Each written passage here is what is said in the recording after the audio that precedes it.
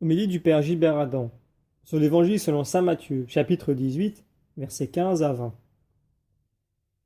Si ton frère a commis un péché contre toi, va lui faire des reproches cela seul. S'il t'écoute, tu as gagné ton frère.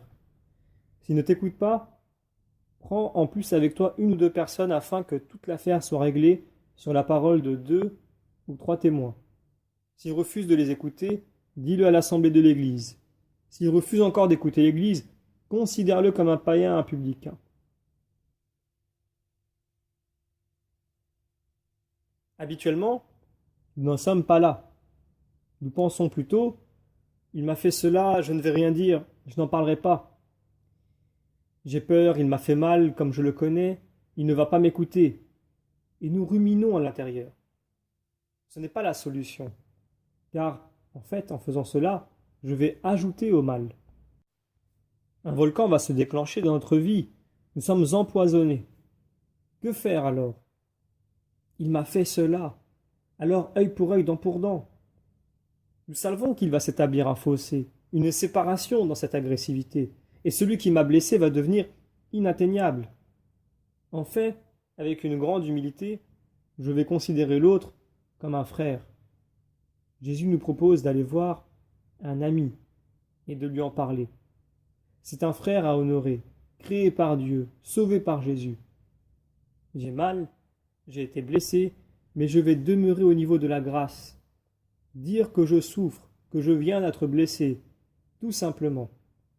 Dans cette situation, c'est moi qui suis misérable.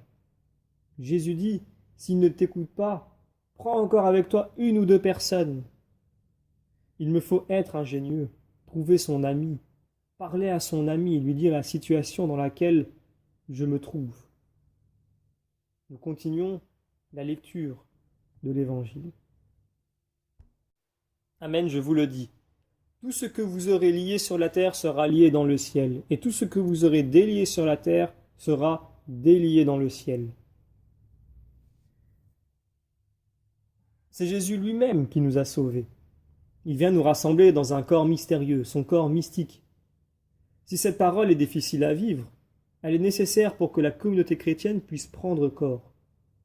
Nous sommes en situation de salut. Il s'agit de sauver un frère. Ce salut que Jésus nous a obtenu par sa passion et sa croix doit être pour nous résurrection. Dans le feu du quotidien, au milieu des douleurs, nous nous blessons. Il nous faut alors mettre en œuvre notre espérance. Le courage et la confiance sont nécessaires. Nous voulons sauver les liens qui sont entre nous parce que ces liens sont dans l'Esprit Saint qui les tisse.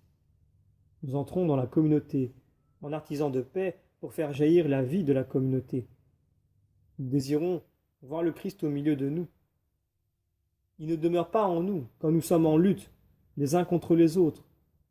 Or, nous sommes rassemblés en son nom, attentifs à sa voix. Terminons la lecture de l'Évangile.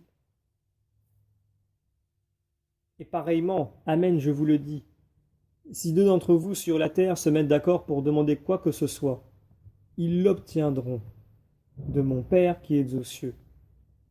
En effet, quand deux ou trois sont réunis en mon nom, je suis là au milieu d'eux. Nous sommes toujours redevables les uns vis-à-vis des autres. Notre dette est la charité, elle est le lieu de notre vigilance. Ce que Jésus nous propose, c'est une attitude de douceur et d'humilité. Pour que la communauté chrétienne prenne corps, il nous faut revêtir les sentiments qui sont dans le cœur de Jésus. Créés par Dieu, sauvés par Jésus, frères et sœurs en humanité, nous savons que l'Évangile nous donne la paix. Nous sommes les brebis du bon pasteur, le même pasteur. Nous voulons demeurer dans le calme et la tranquillité. Éloignons de nous la critique, l'injure, l'envie, la jalousie ou l'avarice. Dans le respect de Jésus et du don de sa vie, nous honorons ensemble la table sainte à laquelle nous communions à sa vie. Nous voulons joindre tous nos différends dans le sacrifice de l'autel pour l'offrir avec sa passion. Avoir l'amour qui animait Jésus est bien supérieur à toutes les œuvres. Jésus nous l'a dit. Là où 2 ou 3 sont réunis en mon nom, je suis au milieu d'eux. Demandons au Saint-Esprit la grâce d'accomplir cette parole de Dieu.